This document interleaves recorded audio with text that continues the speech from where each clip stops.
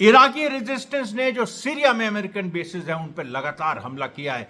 24 घंटे में तीसरा हमला। और आप लोग सोच रहे होंगे कि ये क्या हो रहा है। ये एक्चुअली जो इजराइल ने ईरान पे तथाकथित हमला किया और उसके बारे में जो झूठ बोला गया, जिस तरीके से झूठ बोला गया, अमेरिका को उसकी सजा दी जा रही है। ईरान सजा दे रहा है, उधर हमास सजा दे रहा है, क्योंकि हमास की एक यूनिट लेबनान में भी है और उस यूनिट ने लेबनान से वार किया है। और लेबनान से उसने कहां वार किया है? जो बेरूत के अंदर जो इजराइल के एसेट्स हैं, क्योंकि बेरूत के अंदर मोसाद के कुछ सीक्रेट ऑफिसर हैं, उन सीक्रेट ऑफिसर्स पे हमला हुआ है। आप लोग ने देखिए, मैं इस समय आपको एक बिल्कुल हिंदी पिक्चर की बात करूंगा, टाइगर जिंदा है।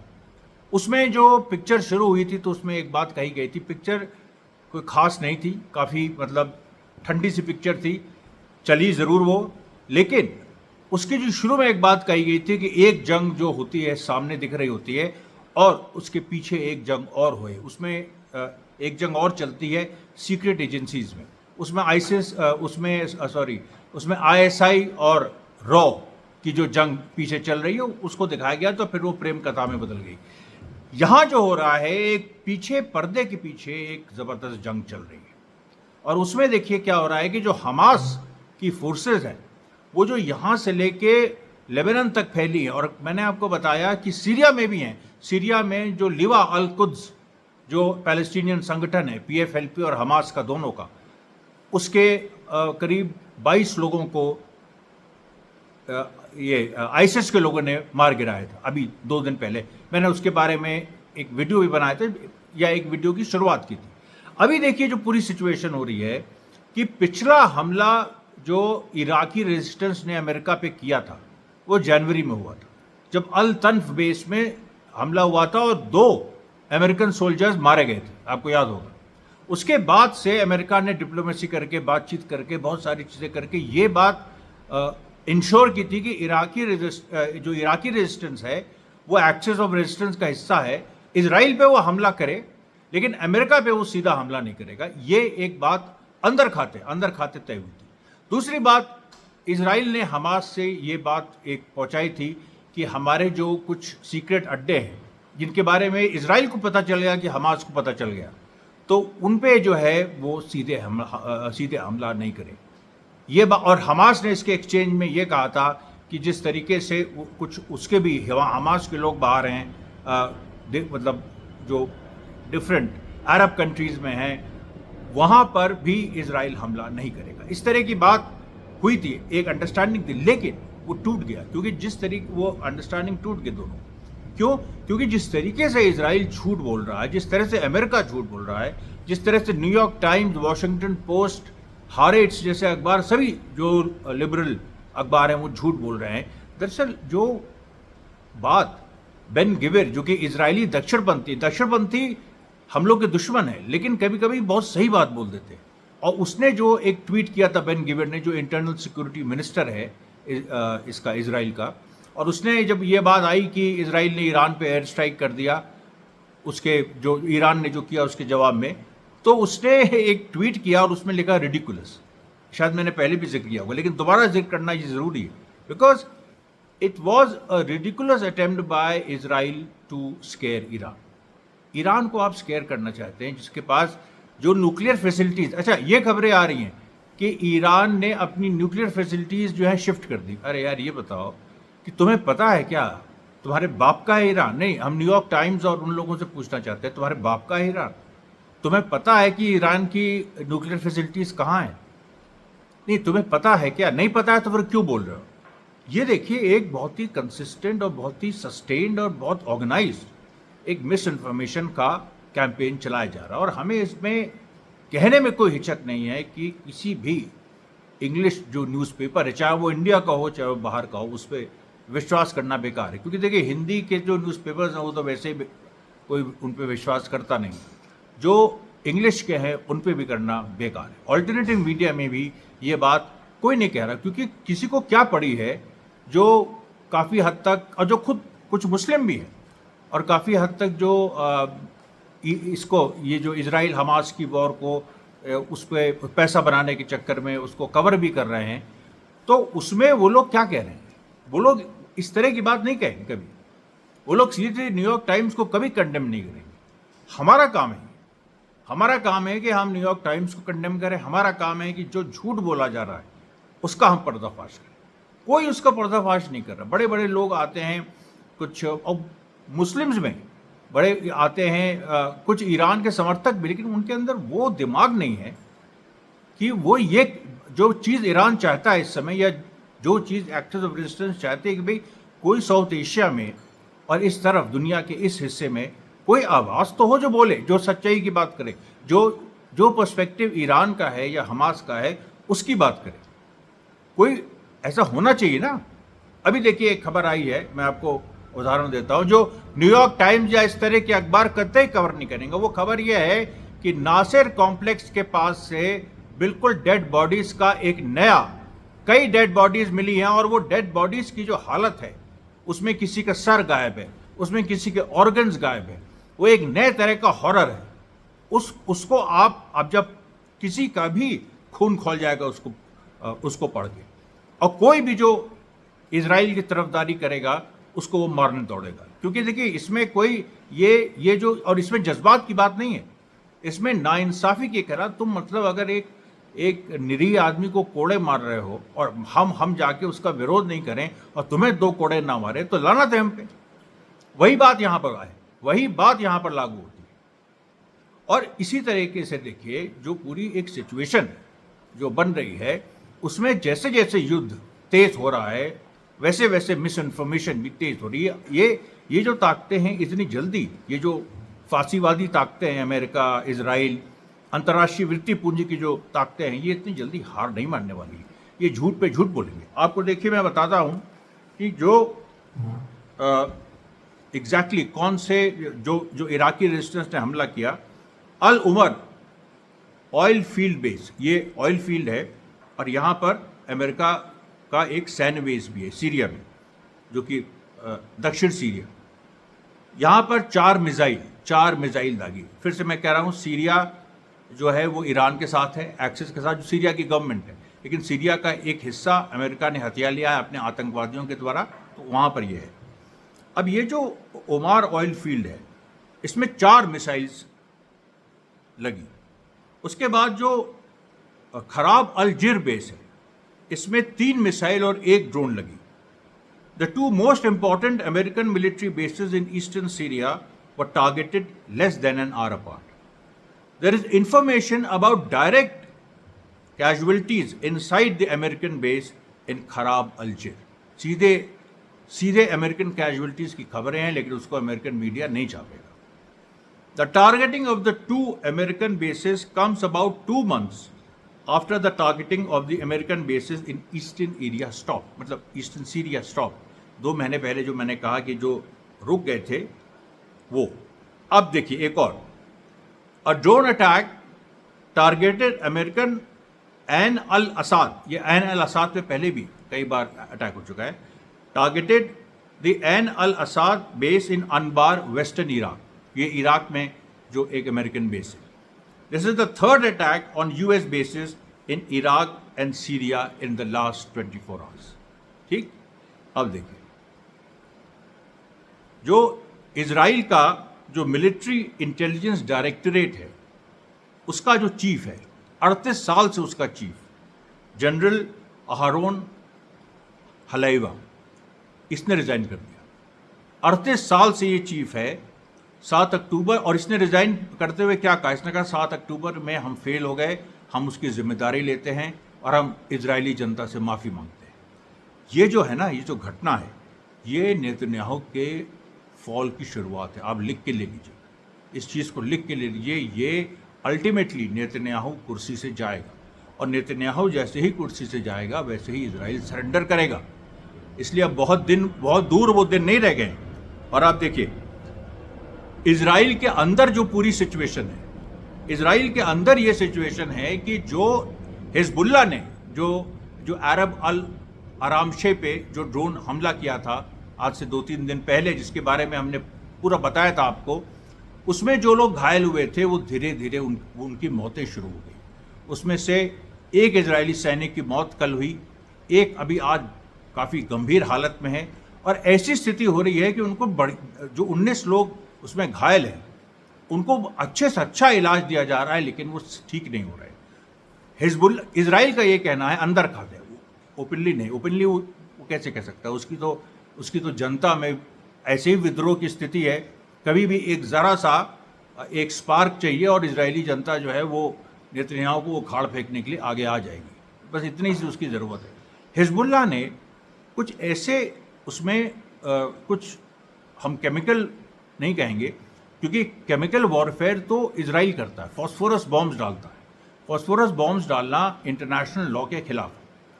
हिजबुल्ला ईरान ने यह वादा किया है कि वो इजराइल वायलेट करे, वो इंटरनेशनल लॉ वायलेट नहीं करेंगे। लेकिन उसमें एक पेच है। उसमें पेच ये है कि कुछ इस तरीके के जो बॉम्ब्स होते हैं, जिनमें कुछ मैग्नेटिक बॉम्ब जिनको कहा जाता है, उनके जो वॉरहेड्स होते हैं, उन वॉरहेड्स में एक ऐसी चीज़ होती है जिसके बारे में अभी बहुत लोगों को पता नहीं है, क्योंकि रिसर्च नहीं हुई है। अमेरिका के पास भी वो नहीं है, रशिया के पास है, और रशिया से ये टेक्नोलॉजी हिजबुल्ला तक पहुंची। और वहाँ पर इस तरीके से जो मार हुई है, जो इस बार इसमें अरब अल आराम शे में, उसमें जो उनके लोग घायल हुए हैं वो सारे, क्योंकि इजरायली डॉक्टर एसोसिएशन ने एक स्टेटमेंट दिया।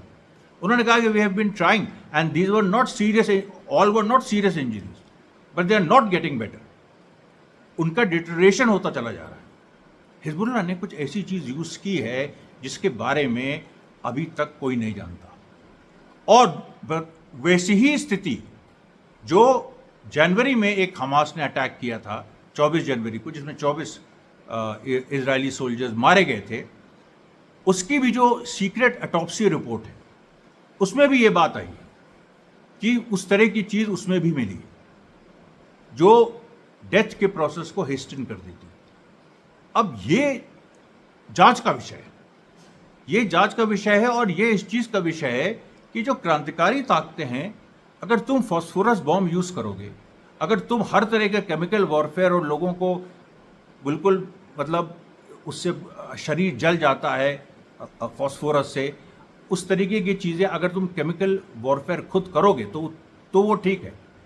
और अगर यहाँ पर रेजिस्टेंस यूज़ करें तो गलत है, जबकि रेजिस्टेंस ने एक्चुअली केमिकल वेपन यूज़ नहीं किए। वो क्या चीज़ है वो जांच का विषय है, और उसमें ये बात तय हो गई, क्योंकि जो इजरायली जो डॉक्टर्स एसोसिएशन है उसने साफ कहा है कि दीज आर नॉट केमिकल्स, अभी जो वो ट्रेस कर पाए हैं, और जो जनवरी में जो सोल्जर्स मारे गए तो उनकी जो ऑटोप्सी हुई है उसमें जो वो लोग ट्रेस कर पाए हैं, उसमें उन्होंने कहा है कि ये जो है कहीं ना कहीं कुछ और चीज़ है, जिसके बारे में भाई जाहिर सी बात है कुछ तो उनको पता होगा। इजराइल इतना भी जाहिल नहीं है, कुछ तो पता ही होगा, लेकिन वो उसको बताने को नहीं तैयार। और दूसरी तरफ आप देखिए कि इसीलिए ये लोग खिसिया के इस तरह की घटनाएं करते हैं कि जो हमने आपको बताया कि नासिर कॉम्प्लेक्स में जो एक नई मास ग्रेव मिली है, और शुरू में मैंने बताया था आपको, जिसमें किसी का सर गायब है, किसी का हाथ गायब है, किसी का ऑर्गन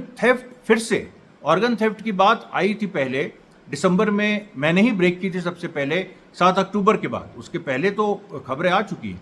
7 अक्टूबर के बाद जो ऑर्गन थेफ्ट हुए हैं उसके सबसे पहले मैंने नवंबर में इस बात को एक्स फॉर्मली ट्विटर पे डाला था, और उसके बाद दिसंबर में मैंने उस पर वीडियो भी बनाया था, क्योंकि ऑफिशियली हमास ने एलेज किया था कि कुछ बॉडीज़ इजराइल ने वापस की हैं जिनके ऑर्गन्स गायब हैं।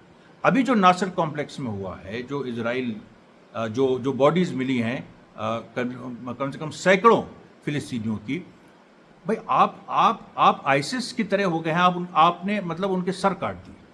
सर आपने उनके सर का हुआ क्या? आपने उसकी किडनी निकाल दी, किसी का हार्ट मिसिंग है, किसी के का ये पूरा जो यहाँ पर पसलियाँ होती हैं वो मिसिंग है। या तो आपने इतनी बुरी तरह टॉर्चर करके मारा है, और या आप उसको ले गए हैं बेचने, क्योंकि इजरायली जो मिलिट्री है वो ऑर्गन्स में ट्रेड करती है। ये बात काफ़ी हद तक साबित भी हो चुकी है, क्योंकि इसको लेके कई रिपोर्ट्स आई। लेकिन फिर वही बात है कि अमेरिकन मीडिया इस चीज़ को दबा देता है, और इस पे देखिए कुछ करना पड़ेगा, क्योंकि ये ऐसे चल नहीं सकता कि इसमें या तो ट्विटर पे न्यूयॉर्क टाइम्स को पूरा नेम और शेम करना होगा, वॉशिंगटन पोस्ट को करना होगा। इसके लिए हम एक ऑनलाइन टीम भी बना रहे हैं, इसमें एक साथ हम हमला करेंगे और चारों तरफ से घेर के हम इन फोर्सेस को मतलब वहाँ पर ट्विटर पे, सोशल मीडिया पे एक्सपोज करेंगे, क्योंकि एक अकेले की बात नहीं है ना, ये पूरी एक टीम की बात है। तो अभी देखिए क्या है कि जो पूरी सिचुएशन है इसमें आप देखिए, जो इजरायलियों ने अपना जो इजरायली जो चैनल्स है, हिब्रू चैनल्स है, उसमें इजरायली क्या कह रहे हैं? वो कह रहे हैं कि there are two fundamental aspects that we must consider in light of the attacks of Hezbollah and Hamas. Firstly, Hezbollah learns from past incidents and from ongoing fighting in the north, introducing new tools into the battle and testing them. ये Israel के लोग कह रहे हैं, introducing new tools in the battle and testing them. ये केवल Israel नहीं करता है, हिजबुल्लाह भी कर रहा है। ये देखिए साफ है ये, और ये खुद इजरायली कह रहे हैं। This is evident in the use of heavy Burkan type shells weighing tens of kilograms of explosives and something unknown, देखिए, and something unknown against Israeli army bases, and something unknown. Secondly, there is what is called fire audacity. Fire audacity मतलब कि जो एक, इसको हम समान भाषा में कहें बेशर्मी, कि आदमी जो है वो मतलब आपने कभी उम्मीद नहीं की थी वो इस तरह का बिहेवियर करता है। Revolutionaries are audacious, they have to be audacious. Revolutionary, this is revolutionary audacity, क्योंकि उनको सरप्राइज करना है अपने एनिमी। अब आप देखिए, secondly there is what is called fire audacity, which is the integration of several types of weapons towards a specific point simultaneously to overcome defensive measures as much as possible and to achieve precise hits. Unfortunately, this has succeeded time and time again with Hamas and Hezbollah. ये देखिए साफ है कि कई तरीके के जो weapons हैं वो यूज़ करके, और वो एक तरफ, अब ये देखिए ये कोई रॉकेट साइंस नहीं है। अच्छा, हो सकता हो भी भाई, कोई एकदम नई एक पद्धति इवॉल्व की है, लेकिन हिजबुल्लाह ने और हमास ने और पूरे एक्सिस ऑफ रेजिस्टेंस ने।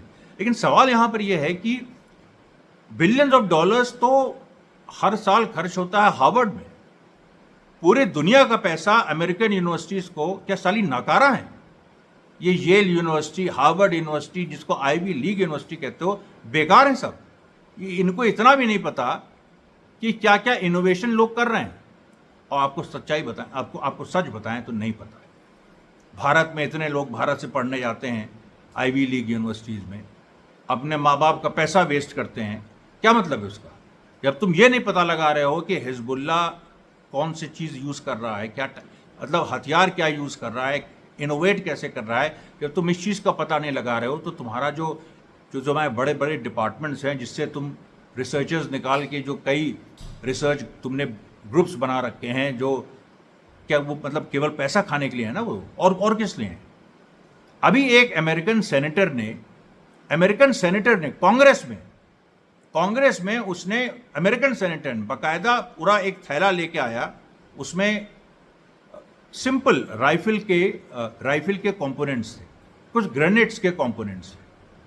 उसने थैला दिखाया पूरा और कहा कि ये अमेरिकन मिलिट्री इतने कंपोनेंट्स के लिए $9,000 देती है, और इस तरीके से मतलब लाखों जो हैं थैले उसको यूज़ करने, ऑब्वियसली एम्यूनेशन है उसमें।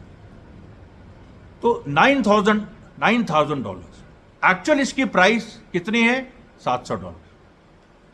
ये बात अमेरिका के कांग्रेसमैन वो अमेरिका के संसद में कह रहा है। ये, और तो इसका मतलब क्या हुआ? इसका मतलब ये हुआ कि भाई ये तो लूट है ना, इसमें तो कहीं ना कहीं ये जो डिफेंस के नाम पे जो खर्च हो रहा है, इसमें बहुत बड़ा पैसा खाया जा रहा है। दूसरी बात सुनिए, एक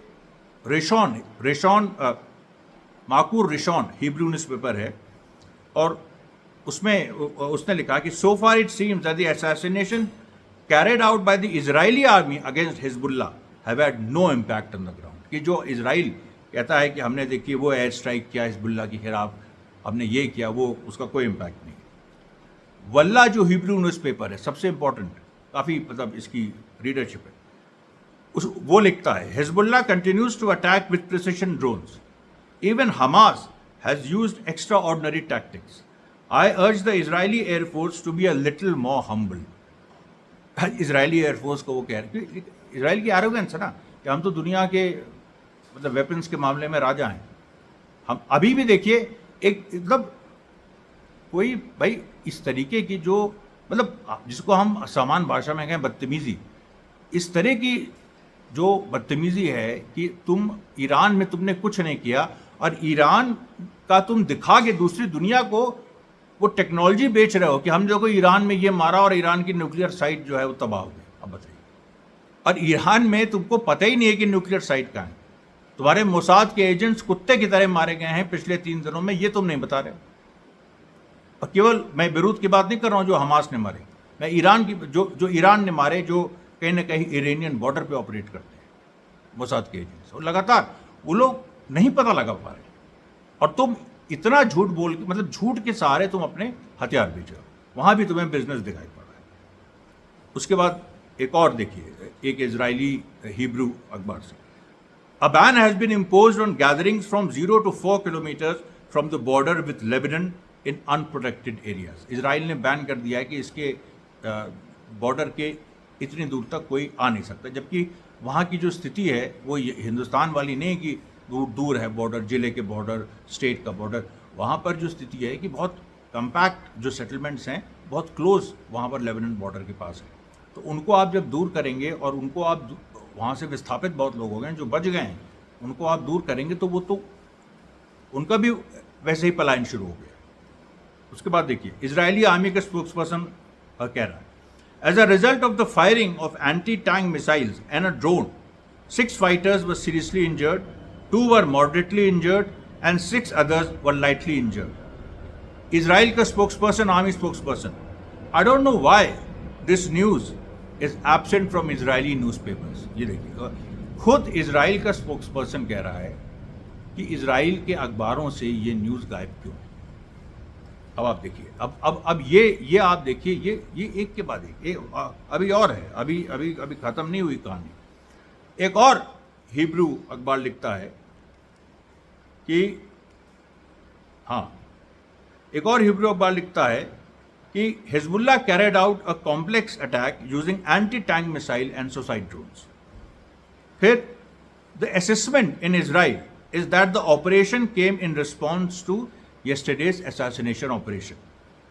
फिर एक और, अभी जो आज हिजबुल्लाह ने अटैक किया, there were no sirens today for the second consecutive day, there have been no sirens and the drones are hitting their targets accurately. So far, the Israeli army has no answers as to where the drone that targeted Arab al-Haram Shah, देखिए ये इस घटना के 4 दिन हो गए, was launched from, कि वो जो वहाँ पर जो ड्रोन अटैक हुए थे वो कहाँ से लॉन्च हुए, which is the primary question है ये, लेकिन नहीं, इसके बारे में कोई जानकारी नहीं। फिर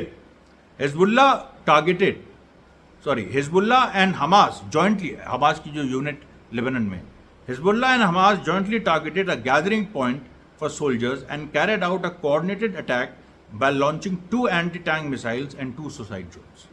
देखिए ये लगातार डे टू डे बेसिस पे हो रहा है। Hezbollah and Hamas directly targeted a building where a large force of the Israeli army was taking cover. Over the past 6 months, several Hezbollah and Hamas drones have managed to penetrate the northern air defense system, causing injuries. Despite being relatively simple drones, it is difficult to detect Hezbollah's drone. अब ये बताइए, यहाँ पर अगर वो simple drones हैं, तुम कह रहे हो सिंपल है, और तुम कह रहे हो कि वो लेकिन डिटेक्ट नहीं हो रहे हैं, तो वो सिंपल नहीं हुए ना, सीधी बात है।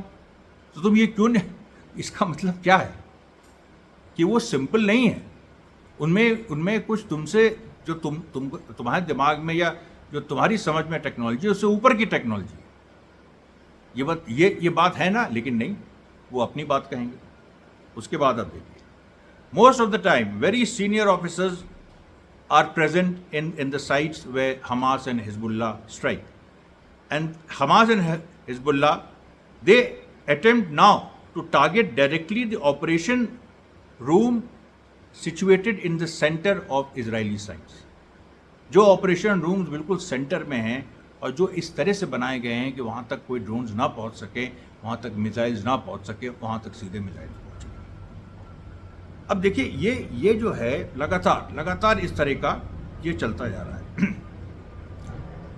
इजरायली मीडिया में कहा chairman of the religious Shas party, ये देखिए अरे देरी, ये एक रिलीजियस पार्टी अरे देरी is pushing to prevent an attack on Iran.